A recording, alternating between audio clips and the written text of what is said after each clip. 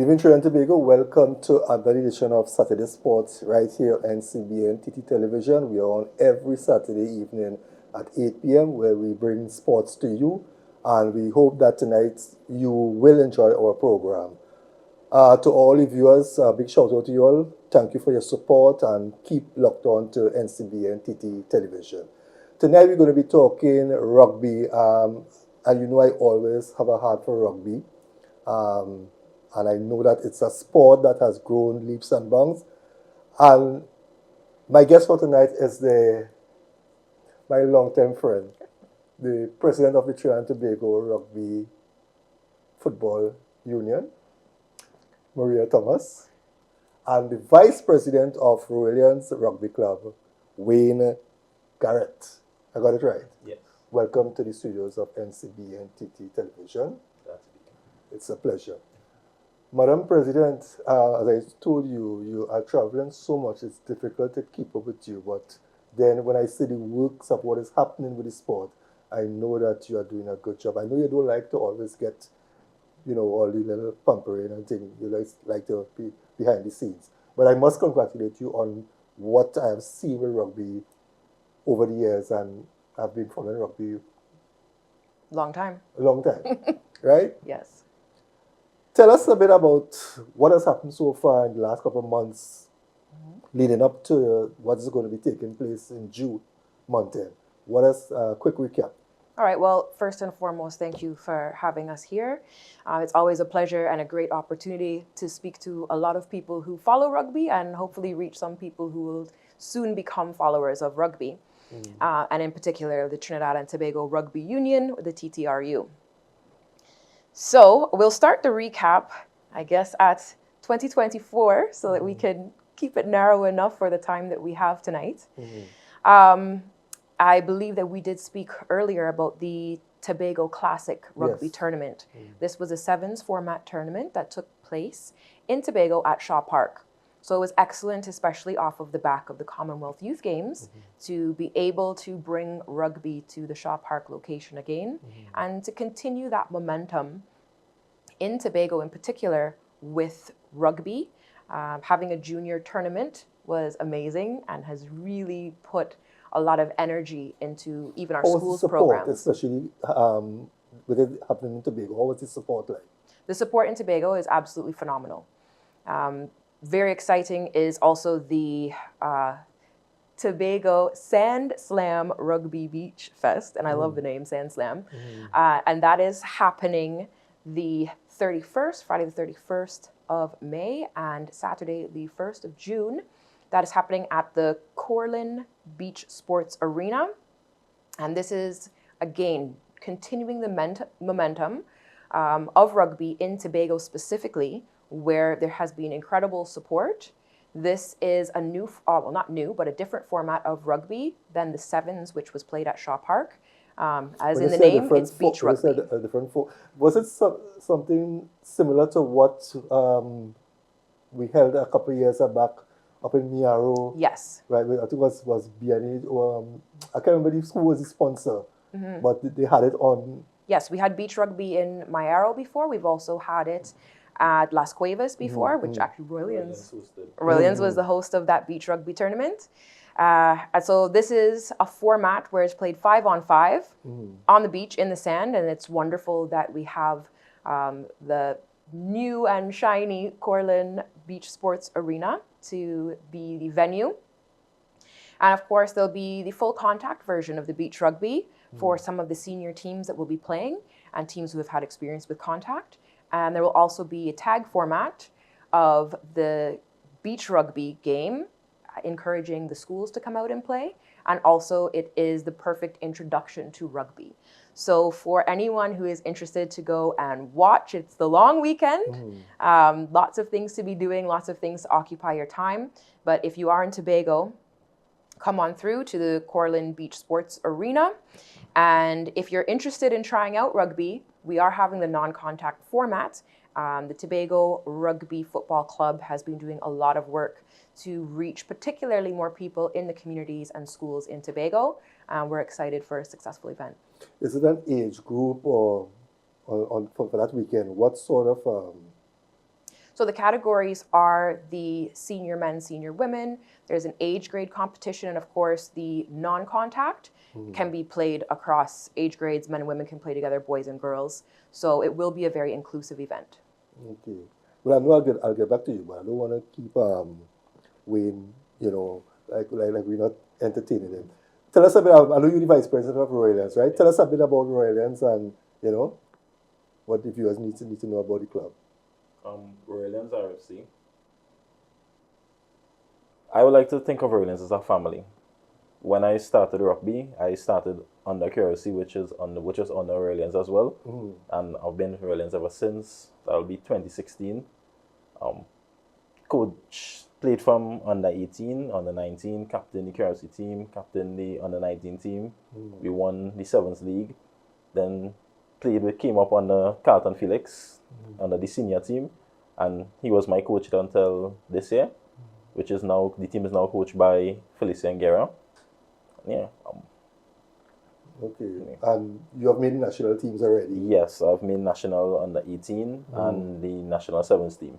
That number now under 18 is a long time ago. Yeah, that was. Oh, okay. Yeah. All caps count. Yeah. Well, tell us a bit about what drove you into the sport of rugby. Who was the motivator there to get you involved in the sport?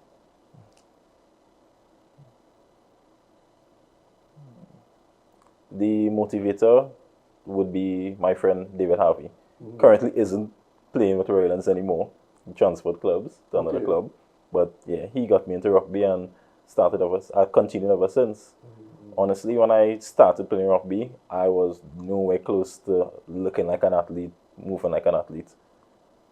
That was all give thanks to Quanish John, who is actually a world educator for world rugby right now, and Felicia Guerra. I would say they made me into the athlete who I am right now. And side note, I would add that I'm also on the national bobsled team. Huh? Yeah. And so the bobsled team? Yeah. What are they slide on mountain? Where the snow? So most times we train, they fly us out to train. Okay. So last year was just from November last season, they flew us out to Bath, and then we went to competition in Norway. Alright.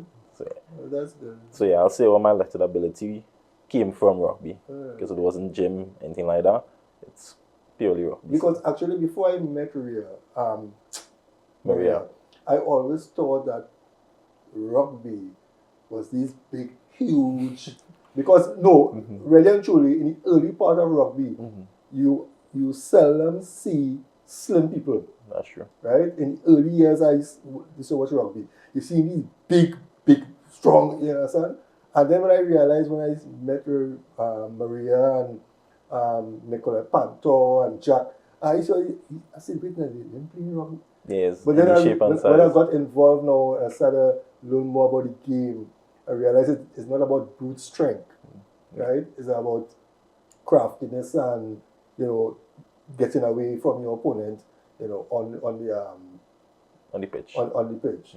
Maria, how has I know the last time we spoke you spoke about the project in schools with the ambassadors that came in. How was that? How successful that was? All right, so jumping back into the recap then, it has been very successful.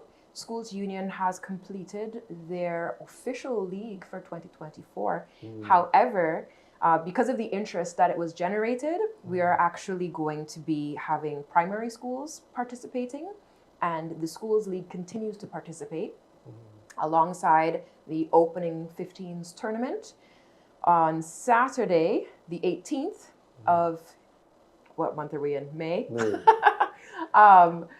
There was the San Juan Schools Tournament, which was a non-contact tournament, and it was very well attended by a number of schools. So that's showing the continuity even outside of the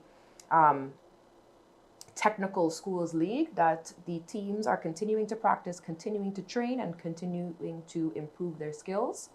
That competition was won by Silvo's Rugby Academy, and that is a club out of Marabella, and Silverton. Yes. And in our most recent AGM that just passed, in addition to having our election and welcoming Kenesha Vincent as our new vice president. I saw that, yeah. The Silvos Rugby Club is now also an official member of the TTRU. And so we're continuing to show our growth, particularly in the youth categories. When can we see the schools coming together with something like the intercol football, you know, in something like intercol rugby, where we have, you know, or is that happening already? So following the schools league, there has been a report, and we are going to be meeting with the schools union to map out how we can capitalize on the continuity that we're seeing a demand for, and that may well be something that comes out of those discussions. Yeah, because when I listen to you and you talk much about what's happening in schools, I think it'd be nice to have that excitement, because intercol football is a different football to the league football. It brings on more excitement. So I guess if the rugby can have something like that where they have, you know, it should be better. It's also critical for the TTRU and how we move forward and improve our national programs that we have youth playing the sport. Just to go back to what you were saying around coming in and becoming an athlete through rugby, those skills and those basically physical literacy skills are so important to be successful at the national level programs that we have and a senior level. And the skills are also transferable. So yes, of course we want everyone to stick with rugby and stay with rugby, but it is a skill set that is going to continue to help you in every area of life. What about new initiatives? Do you have any new initiatives that you're has already implemented or going to? Well, so jumping back to our recap, we hosted the Rugby Americas North Training and Education Week from the 7th to the 18th of March. So there was so much to do that it actually was more than a week. Still got week in the name though. And it was excellent because this was actually where Rugby Americas North was looking to train educators and trainers. So we were able to host people from other unions in the region, and they were training in areas of officiating, coaching, medical, and leadership and management. So there were 4 different disciplines, and of course part of their training is delivering the entry level and secondary levels of courses. So that obviously benefited our community because it meant that in addition to the international and local people who were upskilling, that we could also include a lot of members of our community who wanted to, whether it's the level 1 or the level 2 in any of those divisions, that they're able to access that as well. Okay. I know we have to take a break shortly, but Wayne, what can you tell us about the Royals? What, you know, I know each rugby club, you know, have separate things going on and, you know, different events and things like that. What are some of the events that your club, you know, puts on during the calendar year for rugby? For the year, Royals, so we do a Royals Men Can Cook. That's one of our biggest events where the men cook. And yeah, that's one of our biggest fundraisers. Are you going to have karaoke again? I remember singing karaoke at Royals. We are hoping to. Yeah. But what about like success, you know, over the years? You know, what's your achievement in the sport? So that I know Harvard. You might have to address that after the break because he's got a lot to say there. Because I know Harvard is a big name in rugby. You understand? But I know Royals, you know, you just hear the name calling, you know, but sometimes that isn't telling you the whole true, you know, story about it. So I think we will save that one for when I touch on Ruggarama. Like it's a okay. When we come back, we're going to touch on Ruggarama, so you'll have the opportunity to discuss what we want to discuss. Maria, we have about a minute. Anything you want to chip in before we take a break? A minute? Well, we could try to get through the recap because you know there's always a lot there. Yeah. We can speak a little bit more when we talk about the 15s programs, but we were very happy to welcome the USA South Panthers women's 15s team earlier this year, and we had 2 full 80-minute 15s matches. We've also hosted Guyana for the first of a home and away series. in the men's 15s.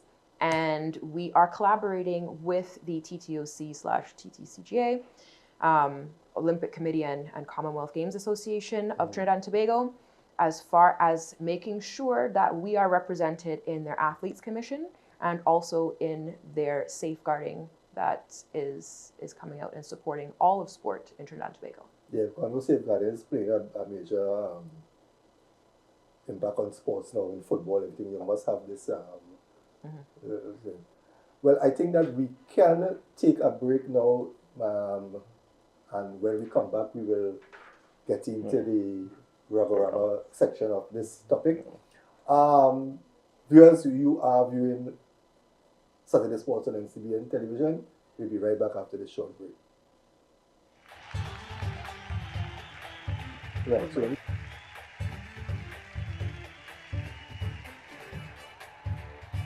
I'm Steve David, and I'm your host.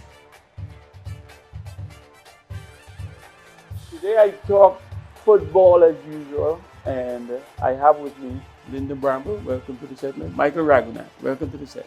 Instead George Jefferson, George Anthony Clark, welcome to the set. That's Dwight DeLeon. The president of the SSFL, Marie Gonzalez. Marie, welcome to the set. Leroy DeLeon, welcome to the set, Leroy. Thank you very much. Thank you for tuning in every Tuesday night, and NCBNTT, thanks for the opportunity. Hi, I am Nigel Coutier. Hi, and I'm Jovan Paulette. We are coming to a community near you. We're going to speak community talk. We want to hear your issues, your concerns, or what will improve your community. Look out for us. We'll be coming soon, Nigel and myself, to your community to hear in whatever way we can do to improve your environment, be it employment, infrastructure, anything to improve your living as well as our own. Community talk coming soon.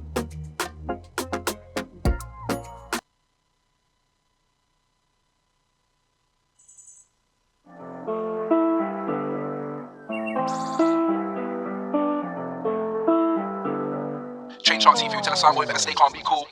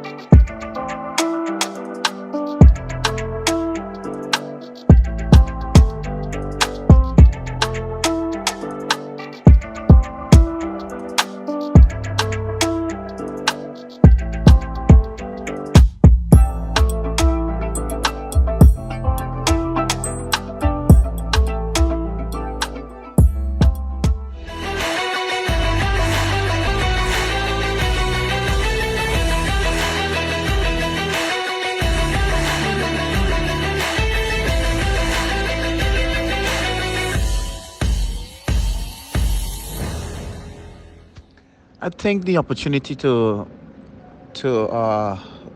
play against Colombia is massive for the improvement of the development of the rugby in Trinidad and Tobago. We have a strong campaign that we've been working on that has been improving over the years. I think as we continue to work, obviously there's a lot of changes and hiccups that may happen in the system or of stuff that we may want to work on gameplay and health-wise for the athletes and stuff all.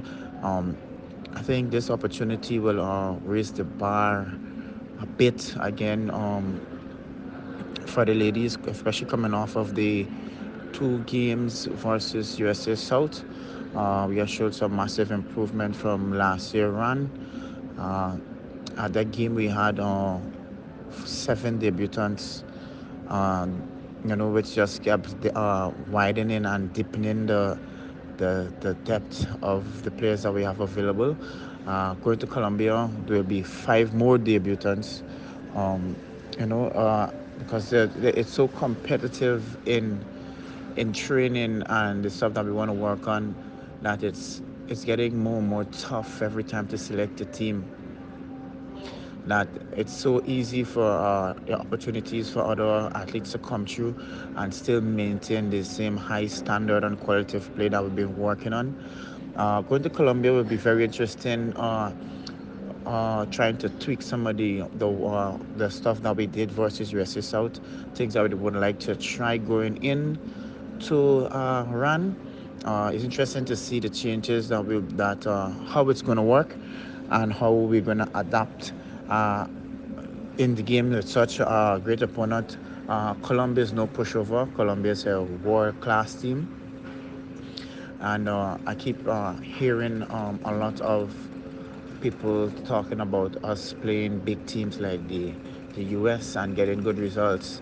And then we go to Colombia this rounds, and I think like over the years and a period of time, like I think we continue to, I don't want to say not cherish or to value what we have, because we keep forgetting as well that we are a big team as well, and we could compete at a very high level. We've shown it against USA South with with debutants, 7 of them. Uh, I'm not saying that it's going to be an easy task coming up against Colombia, but it's definitely interesting to see the way we'll adapt and the changes we'll make on the pitch. We've been trying a new style, well, same style, but we tweaked a lot of stuff where we're trying to be a bit more explosive, and be a bit more expansive as well, getting the balls into the hands of a danger players a lot earlier and a lot quicker with a bit more time, so they can execute plays and have more time on the ball. So it'll be interesting to see coming up against our powerhouse team. I'm just excited to see the way the ladies will step up and stand up to our class team. I think this will boost us very great as well going into the run tournament. Just give us a bit of momentum to get the cobwebs out. Even though we played 2 games 3 months ago, um, I think it's still interesting to see the way we will come back. Training has been good. Team, the chemistry has been good in the team. It's nothing but love. We work hard for each other every time. So it's just excited to see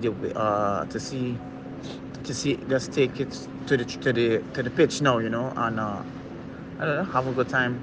Uh, Try the stuff that we've been working on, and hopefully with some shapes, and we'll take what momentums or what decisions or uh, depending on how things went, the points and stuff that I've been working on for run.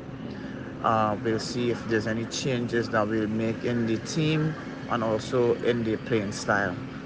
We're just trying to be more to give players a bit more freedom to express themselves a bit more, play a bit more expansive, and making big tackles. I think that's something that worked really well for us against USA South, and we definitely look forward to that against Colombia as well. Doubling up on the tackles, and just sharing the opportunity, sharing the workload, taking responsibility, acknowledging and accepting each other's strengths and weaknesses. I think that's how I think we excel right now, because I don't think there's no gap in the team where um, players are, uh, I don't want to say thinking that they're better than each other, but there's a lot of family. We're much more family oriented right now. A lot of players look out for each other on and off the field. So it's interesting to see how we've progressed from the last 2 games versus USA South against Colombia. So it'll be exciting. The ladies can't wait. So we've been training hard, we've been working hard, and it's be exciting to see. Last year in the run tournament, I think we lost to USA South. We beat them the first game, and then we lost to them in the second game. I think we just pretty much run out of steam. Like um, we up the way we train, the intensity in training. But I think we should still give full credit to USA South to come back and beating us the second time with the adjustments that they've made to capitalize on our weaknesses.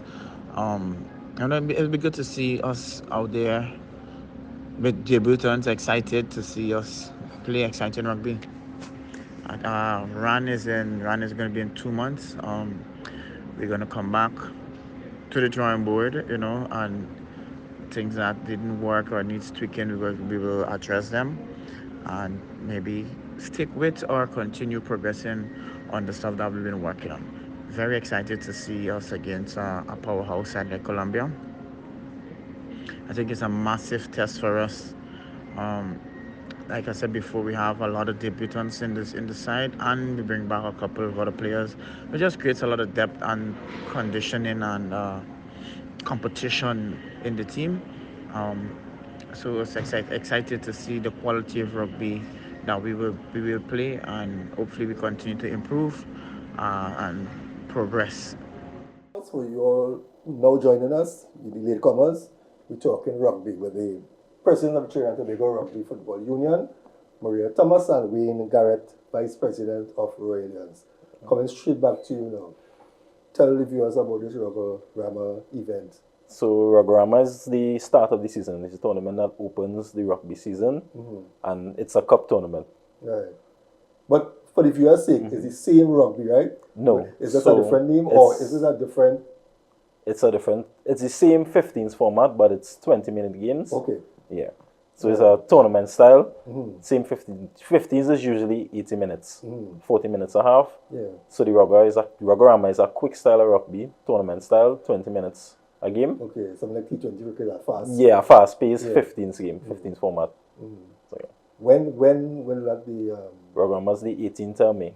So Saturday. Saturday. Yeah. Where would it's usually held in the Queen's Park Savannah on one of the club pitches. It will happen to be on Royland's home pitch. Home pitch advantage. So yeah. The only thing that I have to say about rugby right now, I can't say is the rugby people fault there, but I think they need to do something with the venue in the Savannah where they're playing rugby.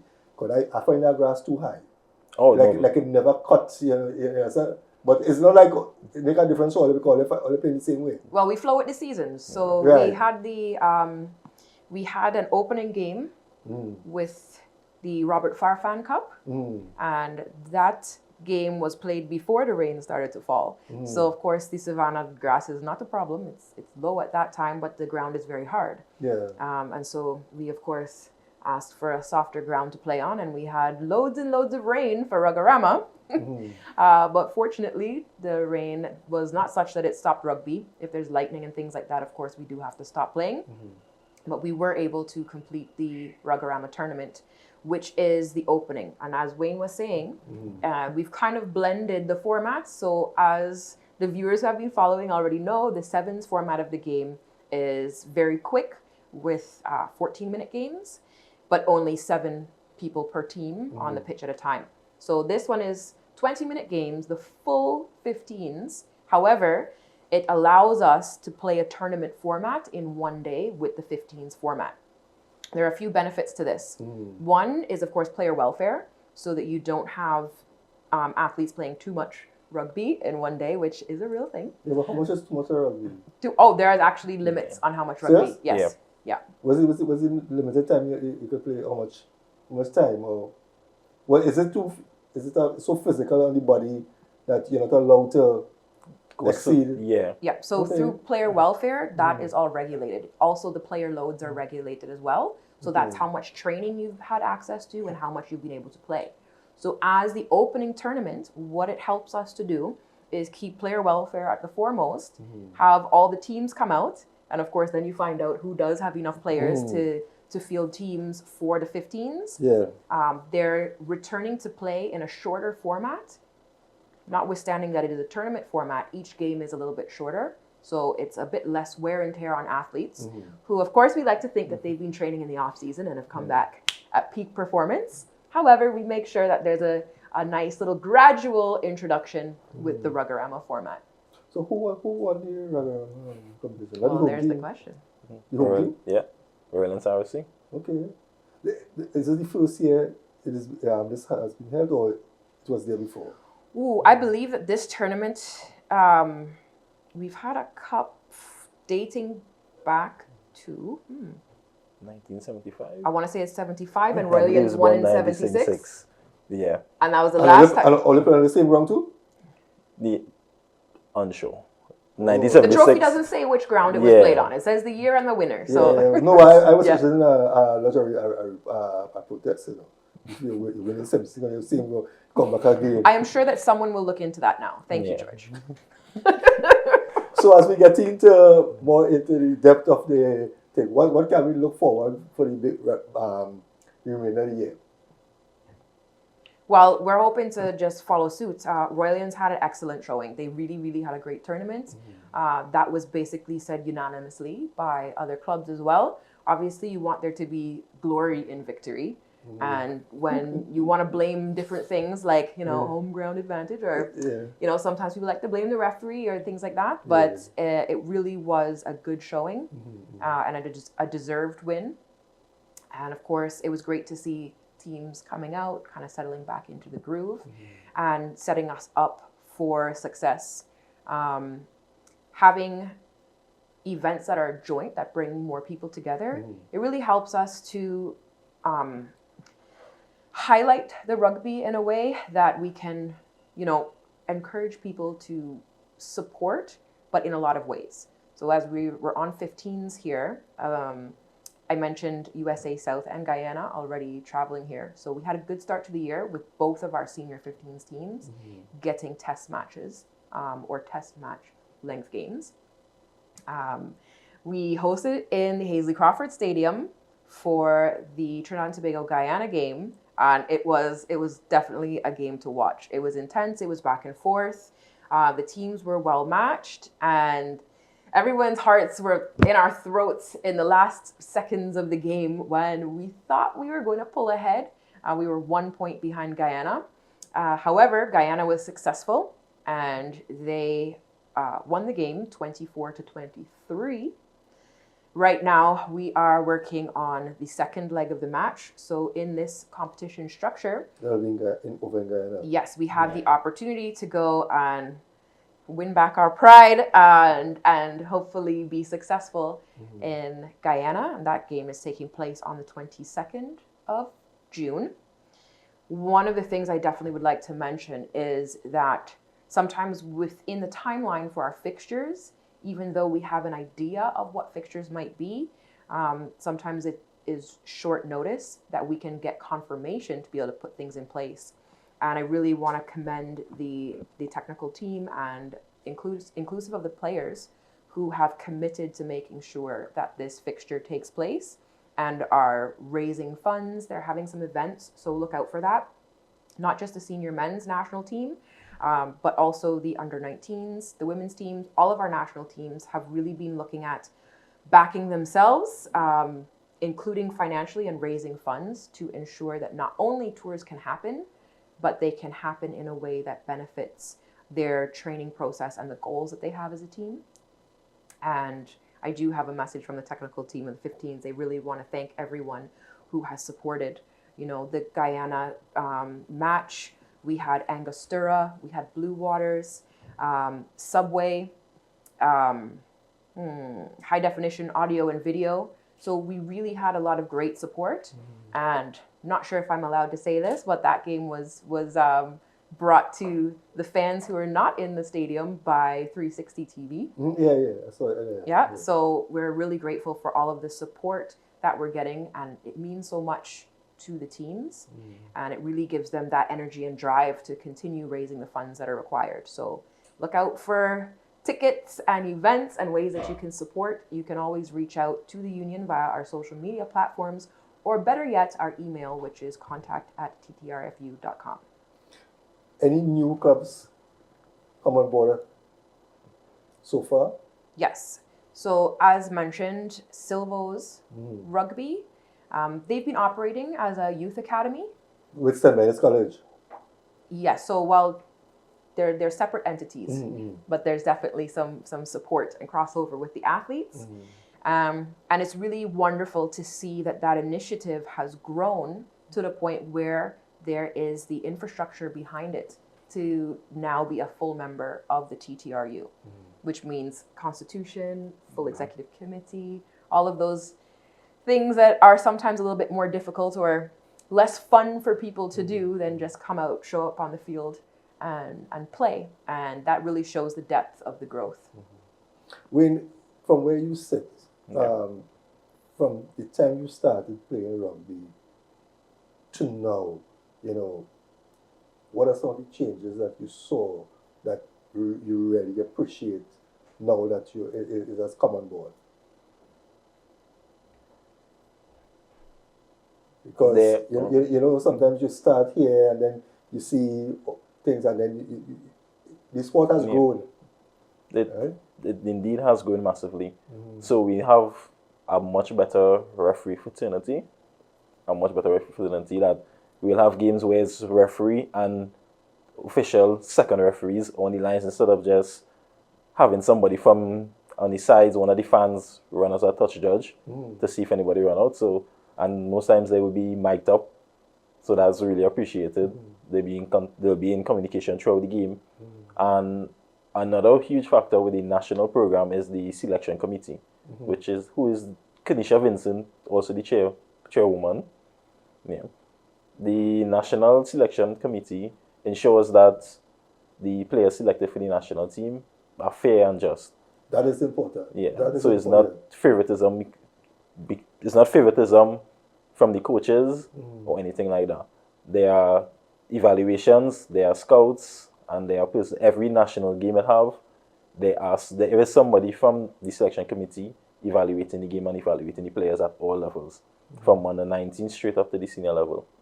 Cool. There's a problem other sports have right now, and you hear it on the ground. So that's a very good initiative that you all have there. One of the aspects of that committee is that the direction still comes from the technical teams. Right. And that was a challenge that we had in the past, because you'll just get perhaps international standards that are unrealistic for us as a starting point. And to build a team, you need to look at what gaps need to be bridged. How are you going to have a strong team? And there are multiple ways to do that. Of course, there's fitness, there's technical skill, there's team synergy. There are goals for succession planning, for building. There are some tournaments and events that winning takes more priority than other times. And there are certain fixtures where you could say, all right, winning is not the priority right now. We want to develop a certain play, certain tactical things. We want to give some of the athletes who are trying out for the team or are new to the team more game time. Because it's very difficult if you realize you're suddenly called up to the national team and what actual game time did you get?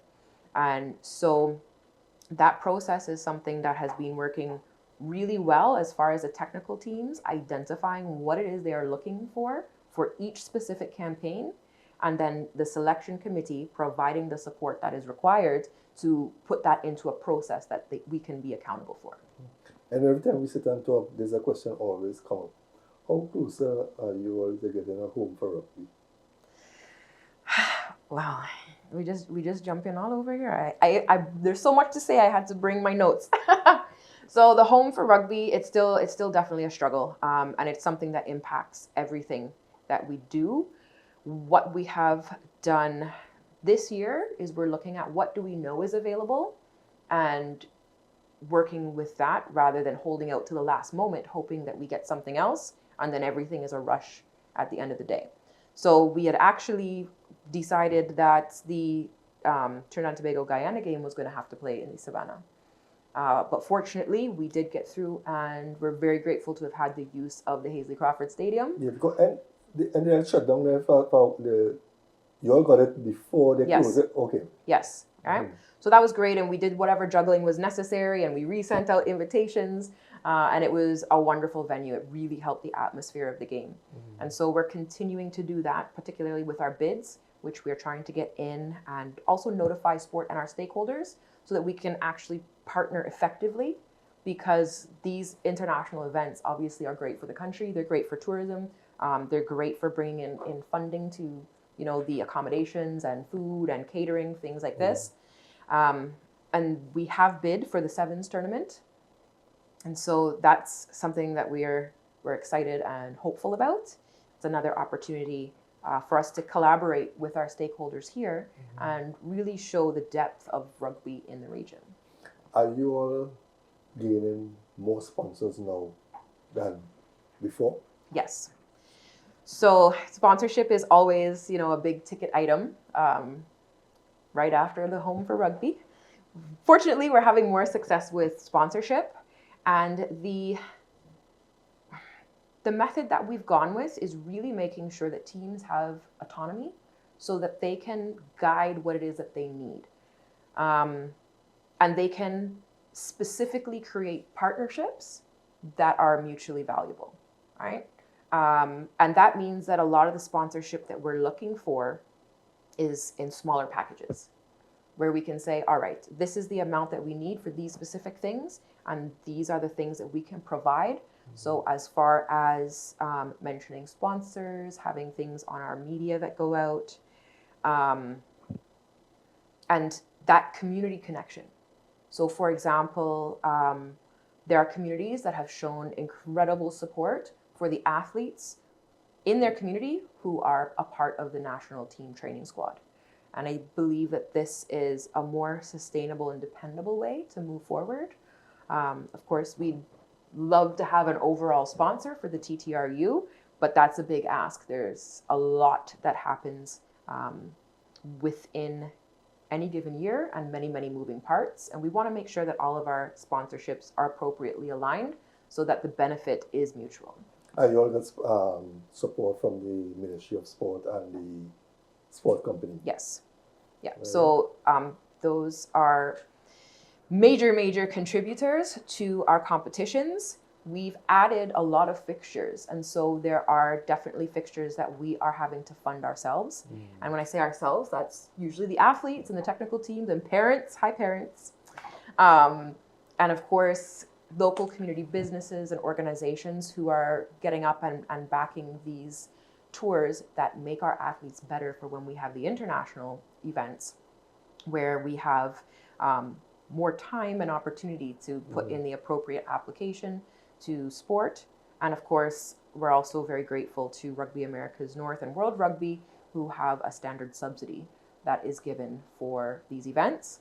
And then we're off to the races, making up the difference. So you're getting support, but you can do with some more support. We can always do with some more support.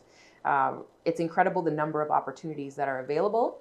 And we can probably talk about that because we had a big one that popped up just the other week with very short notice. So there's a lot of exciting things on the horizon. When we come back from this break, we'll touch a bit about that. And I'm not going to let Wayne go without. I need to find out. I asked earlier what are some of the success, but I only get the Ragorama part, but I want to find out a bit more about Royalians over the years. What are the biggest achievements and success in the sport of rugby? So I guess when we come back from this break, we will continue the conversation. Viewers, we'll be right back after this short break.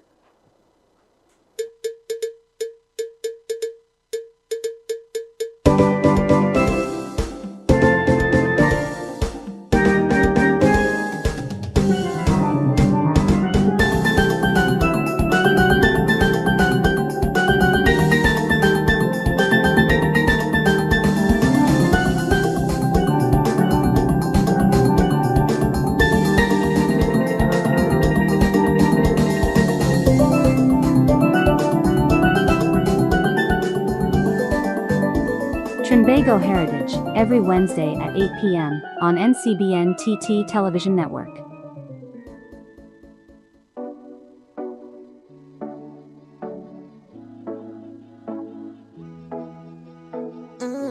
Hi, I am Nigel. Quote Me Today is your daily motivational segment to start your day right.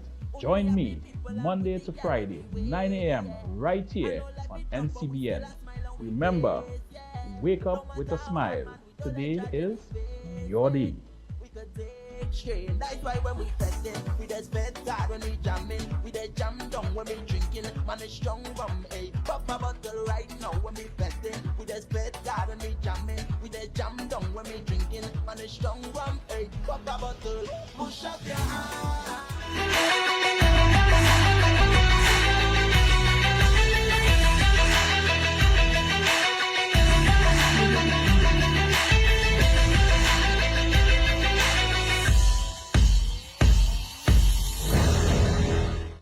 Welcome back, viewers. Welcome back to Saturday Sports on NCBN KT Television.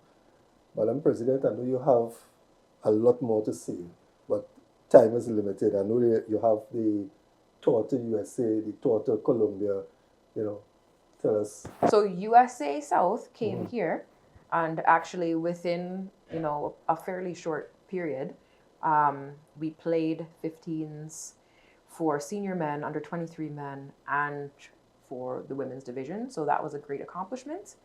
And recently we were contacted to provide some competition for Colombia. And this is for the senior women. Colombia is preparing and hopeful to have a spot in the 2025 World Cup. And this is a great opportunity for us to have cross-regional competition. So for the most part, games are played within Rugby Americas North and the unions within our region. There are a limited number of women's 15s teams. Last year, we were able to return to the 15s format. We'd been playing 10s and 12s, and we returned to 15s. That was still a festival format, so similar to what we did in Rugorama, it was shorter matches. This year in Mexico, we will be returning to the test match format, which puts us in the pathway for World Cup qualification. So that is a huge historical achievement that we have, and it's perfect timing for, I mean, obviously both Colombia and Trinidad and Tobago for this match on the 15th of June in Colombia, as preparation, of course, for Colombia as they are hopeful in securing their spot in the World Cup, and for us ahead of our 15s tournament, which will be taking place in Mexico this year, alongside the under 19 men's 15s team. Okay, so that's what we're looking forward to in the next couple of months. Yes, we are definitely, all systems are go for these tournaments. The 15s events are major, of course, 15 players. That's 24 athletes who are on the roster for a 15s game to make sure that we have enough subs, etc. So it's a big crew that we are sending both to, three places we're going. So Colombia, Guyana, and Mexico, and all that will be happening within the next 2.5 months. And sponsorship, plane tickets, everything already been secured?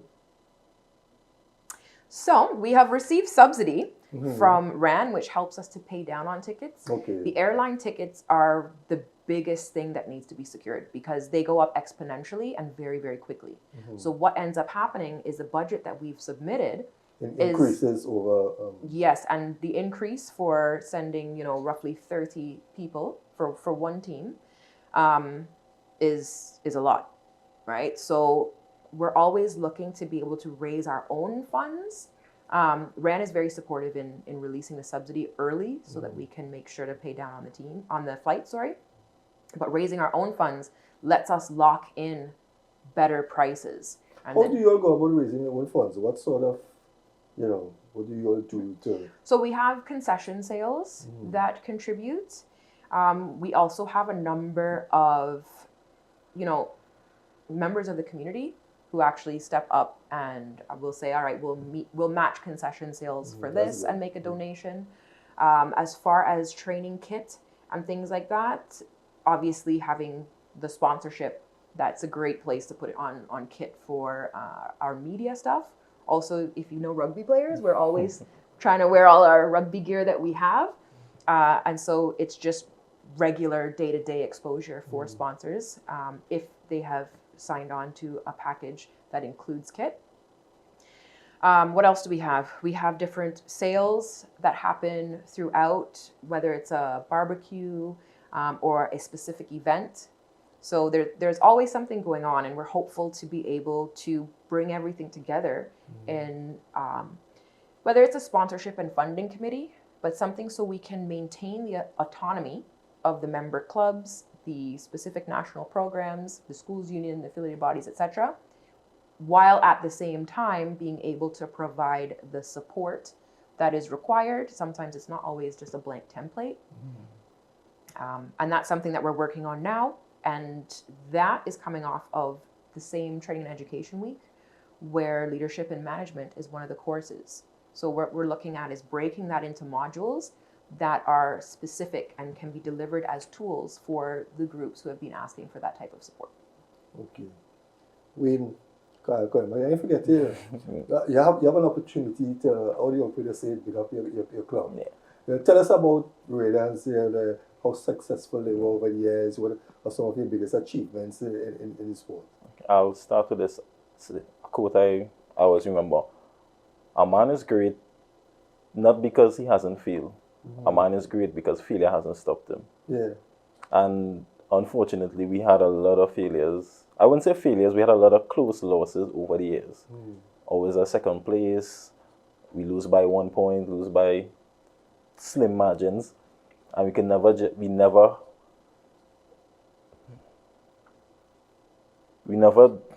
never, the bad mind, the drive. The killer instinct. Yeah, we never really had that. Not the full 15. So we some have it, some don't have it. So over the years, after a while, after the failures, last season was the closest, the best we ever did. We came second in the knockouts. We were the only team to beat Caribs. They nearly went unbeaten for the entire season. We beat them in the knockout semi-finals. Then we lost in the knockout. So that was like a dagger in the heart for the team. But we didn't let that put us down. We didn't let the failure demotivate us. We decided that is our time. And we were never the underdogs, because underdogs are expected to lose. We always the dark horses. We always had a certainty. Every team had that in the back of the mind. We have to play the hardest against Radiance, because if Radiance catch a footing, they'll be over. It's their season, one after the next, after the next. And this season we came out and showed them. We had new inclusions to the team. Everybody came out. I would like to give thanks to 3 persons. Our captain, Wazim Oliver, our current coach, Felician Guerra, and our previous coach from last season, Carlton Felix. He laid the way for this to happen. He put in the work, he put in the time, he made the sacrifices for us to be where we have to be. And Ragama was something great for us, because as the trophy says, tournament started in 1975. The last time we won was 1976. And the next time we will win is 2025. So yeah, we have the league insights and the knockouts. So they need to be careful when saying earlier. So we're looking out for 2025. Yeah, certainly. Right? Maria, looking back now, since you have become the president of the union, how has the journey been for you? Very inspiring, particularly when you look, of course, Wayne is speaking about winning in Ruggerama and on the pitch. However, we're seeing the development not only of new clubs. So since then, we've onboarded, 4, I think it's 4 new clubs, particularly with youth. And we're also seeing where the clubs and their infrastructure for management, their executive committees, their involvement and interaction between the executive committees and the clubs have really, really, really become something that is elevated and is functioning on a different level. So where it may have been one person that knows what's going on in the club, now the executive committees, they know collectively what's happening and they're communicating that to their members. And so it's making everything much more effective. Of course, there's a lot we still have to do with communication, just to make sure that everyone is getting the messages, but it's definitely much, much improved. And it means that some of the time that's taken on explaining things that you want to take for granted that everyone knows, but they don't, that can be applied to the progress. So developing the subcommittees, which is another area where people are able to get the experience that's necessary to be able to contribute in the ways that they want to. The Training and Education Week, again, that's to make sure that we have people in Trinidad and Tobago, which we do now, to do education, training and education in all of the areas that are offered by World Rugby, so that when any entity is asking for a particular guidance or tool package, I guess, to execute their duties, that it can be provided. And across the board, it's helping. I mean, it's a journey. It's a journey as we onboard new people and as we learn how to work with everyone. But we're definitely going in the right direction, and we have the ability now to make sure that we can provide what is asked for. But I'm sure that in spite of all that's happening, you still have some challenges in the sport. What are some of the challenges you face right now? Well, you've picked on the two heavy ones, so we won't reiterate a home for rugby and funding. Yeah, but besides, the ones that you all that will pop up, ever so often. The challenges that we really have are being able to get ahead of things so that our preparation time is effective. We're very grateful to have so many opportunities, but as you notice as we're running through this interview, we had a cup happen, we had the season opener, we've got 2 tours going out, 3 if you include the one to Mexico in July. We hosted 2 different countries. We're bidding for the sevens. So, and that doesn't even mention different regional competitions that are happening, like St. Lucia Sevens, which is also coming up in July. The Grenada Sevens, where we had a number of athletes represented. The fact that as much as we are strengthening our technical expertise in Trinidad and Tobago, and a huge benefit of this is that we are able to support the region as well. So now, the same way we have a fixture with Guyana and Trinidad and Tobago, there are other fixtures. So, recently Jamaica and Bermuda played, Barbados and St. Vincent played. There was another friendly match that was organized between Cayman Islands and Bermuda. So there are so many fixtures that are happening, and we are having the opportunity to provide the expertise that we have developed in Trinidad and Tobago, and also enhance the connectivity that we have within the region, particularly the Caribbean region. I know we're coming close to the end of the program, but I know that rugby is not a one-man show, right? You have a great, group of people behind you. So I want to take this opportunity to, speak to them, let people know, your executive, your hardworking executive. Excellent. Well, yes, absolutely. So the executive, following the AGM, we have a new vice president, Kenesha Vincent, who we've mentioned. So the president and the vice president is women? Oh, right. Okay, all right. That must be a first in any organization, but congratulations. Well, let me know if there's prize money involved for that. Kelson Figaro remains as our secretary, Chad Simeon as the treasurer, and we have Cameron Davis as the assistant secretary treasurer. Our secretariat, of course, are just working tirelessly. It's unbelievable the amount of work that they do, particularly with all the letters that need to go out. I mean, things that you don't think about, time off letters, the sponsorship letters, all of the requirements for us to be compliant with all of our stakeholders. There's tons and tons of work that they help with and send messages and remind us that it needs to be done. Also just recognizing the former vice president, Don Sucre, who is still involved in rugby. And that's one of the great things that we're seeing now is people just finding where their passion is and saying, hey, I want to help out. And maybe when you put your hand up to help, the job you get handed needed to be done, but wasn't where you really have your passion. And finding a place to say, no. There is a spot, definitely, and we don't want people to be stressed out about the contributions that they volunteer and even pay to do, right? Because expenses are usually not covered either. And in finding that, and that is helping us as a complete union to elevate in all areas. Wayne, any closing comments, remarks? Well, now let's like to thank the management team, the Royal management team, for working as hard as they have. And then I would like to thank the players for putting in the efforts, making the sacrifices, and they're not like us. Yeah, that's all I'll say. So, next year, yes, we'll make it a double. Yes. Right. Maria, what's your closing comments?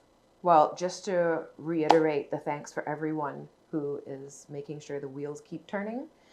We are experiencing a lot of success. And as that happens, more things are going to come up, more feedback is going to come to the executive committee, and that's a good thing. Any information that we can get about how we can facilitate things that are happening throughout Trinidad and Tobago with rugby.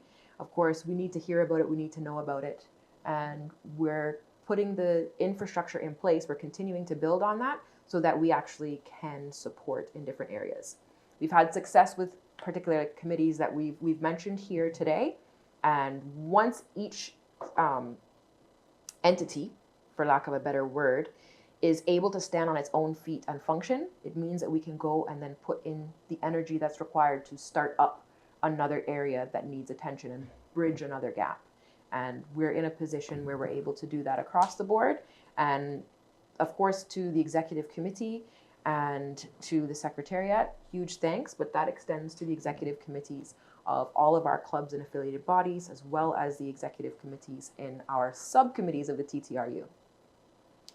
Well, I need to say thank you all very much, and I am happy for where the sport of rugby is right now. I must say I did play a little part in the journey, because when we started, I used to do a lot of, when I had my show over the other station, I always push rugby, always push every 2 weeks is rugby. And I'm glad to see where the sport is now. Sometimes you can sit back, it's like a father with a child. When you see a child grow up now and he's successful, you can say, yes, I was a part of that, And I must make a slight correction. I'm saying football all the time. That's the old name. It's the Trinidad and Tobago Rugby Union now. So please, Madam President, forgive me. Of course, anytime, George. And Right? we're so grateful because this platform is excellent. I know the viewers would see how we're racing through the material. And often you just get a little, a few seconds, a few 2 minutes here and there. And we're really grateful for this platform where we can give a bit more explanation and answer some of the questions that I know our supporters are asking. Yes. So again, thank you all very much. It was a pleasure. And I hope that the upcoming tournaments will be just as successful as those that have gone by. Right? And viewers, business people, you know that if you give sponsorship, you get a tax break of 100%. So it's not that you're giving something and getting back. You're giving and you're getting back. So please support the sport of rugby. Right? And what more can I say? It was indeed a pleasure. Thank you all very much, and have a safe journey back home. Viewers, we have come to the end of this edition of Saturday Sports here on NCBN television. Remember, every Saturday at 8 p.m. we look forward to seeing us, and we will look forward to see you as well. So have a blessed week ahead. See you next week. Thank you very much.